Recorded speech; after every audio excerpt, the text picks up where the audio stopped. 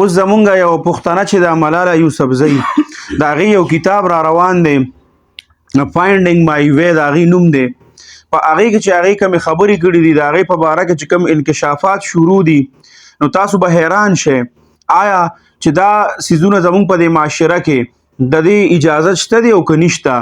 زمونږ خاص طور پر د مسلمانانو په معاشره کې او بیا خاص طور باندې د پښتنو په معاشره کې د دې څیزونو اجازت شته او که نشته. هغې چې په هغه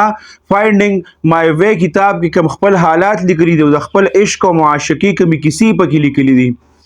کم د عشق او معاشقې کیسې چې پکې لیکلي دي نو د هغې په باره کې هغه څه وایي معمولي غوندې دغه ته ما ته چا رالیږلی چې دا یې پکې لیکلي دي چې زه به دا کم الک چې دی نو د سره به زه په خپله علاقه کې په پټو کې او داسې کومو ځایونو کې چې دا ګڼې اوني او داسې ځنګل غونتي په دې کې به ورسره وي زه میلاوېدم او زمونږ د مینه نه دقه ځای نه شروع شوې ده او دا چې کوم دن اوس هغه غالبا چې وعدې کړی دا ټولې کیسې وي پکې لیکلي دي. نو آیا تاسو په خپله سوچ وکئ. بیا خلک وایي اکثر خلک دا علماو ته دا تانه ورکوي چې تاسو وي تنګ نظره یې. نو مونږه که ځان راواخلو زمونږه لور خور که داسې خبرې کوي او داسې خبرې زمونږ لور خور ته رارسي چې په هغې کې یو جینۍ ده او هغه دا خبره کوي چې زه به خپل عاشق سره هغه به زه په پټو کې میلاوېدم په ځنګلاتو کې به میلاوېدم په داسې ځای کې به میلاوېدم چې په هغې کې به ګڼې اونې وې. نو آیا دا زمونږ غیرت چې کوم دی نو دا ګواره کوي چې مونږ داسې خبرې زما لور خور واوري تاسو په خپله باندې یا وګوري. نو آیا په دې کتاب باندې په پاکستان کې پابندي پکار ده که نه ده؟ په دې باندې بالکل پابندي پکار ده. څنګه چې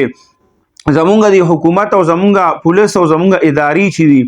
دي دا څومره په سوشل میډیا باندې چې کومو زنانو او کومو نارینو هغوی به فحاشي پیلاوله چا به کنځلې کولې او چا چې به نو هغوی به پکې د اسلحې نمایش کو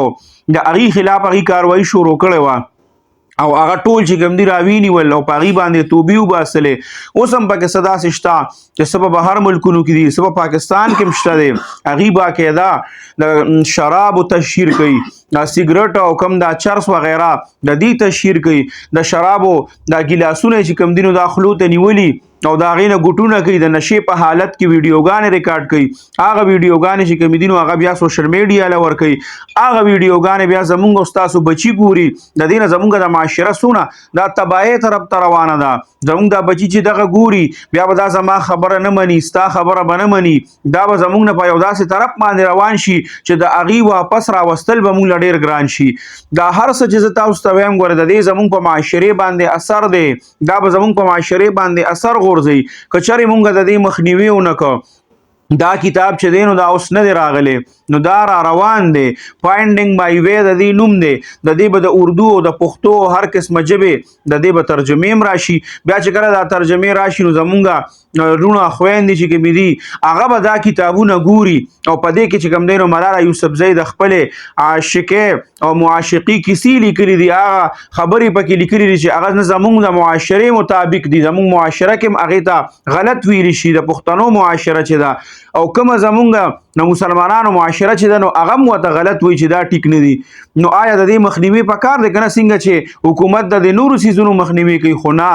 دا به حکومت څنګه کوي ځکه چې هغې له خروره امریکا چې دی نو هغې وله نوبل ایوارډ ورکړی دی او هغه خو نوبل ایوارډ یافته ده نو هغه د هغې په څیز باندې به دې دلته څنګه پابندي ولګوي پابندي به پرې ولګوي نشي پرې لګولی ځکه چې د امریکې د طرف نه په هغې باندې زوري دې په هغې باندې پابندي ولګوي. او آیا دا څوک چې فحاشي پیلاوي دلته زمونږ په دې سوشل میډیا باندې د دې خلاف چې څنګه کاروایي شروع کړې ده او یو چې دی نو هغه پسې ځي او د هغه خلاف کاروایي کوي رانیسي او توبه پې وباسي او ویډیو پې ریکارډ کوي او بیا یې پرېږدي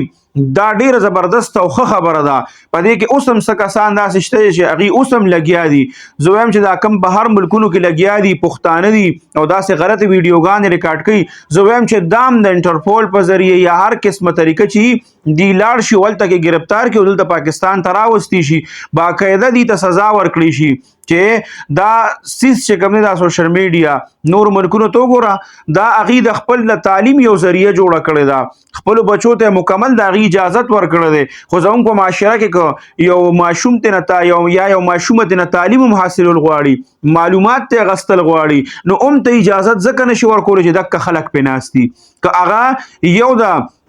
تعلیم سره ریلیټډ ویډیو ګوري یو د معلوماتي ویډیو ګوري نو 3 او 4 ورته د دې خلکو ویډیوګانې راځي څوک به پکې شراب څکي څوک به پکې سیګریټ څکي څوک به په نشه کې ویډیوګانې ریکارډ کوي څوک به پکې کنځلې کوي نو بیا به د دې نه زموږ د ماشومان څنګه عبرت به اخلي او آیا په دې دا موږ د معاشره چې کوم ده دا به ښه کېږي که خرابېږي به نو په دغه کتاب د ملاله یوسفزۍ په دې هم پابندي پکار ده که دا قسمه خبرې په هغې کې او زموږ معاشره خرابوي او په دې خلکو هم پابندي پکار ده دا څوک چې معاشره خرابوي او زموږ را روان نسل خرابوي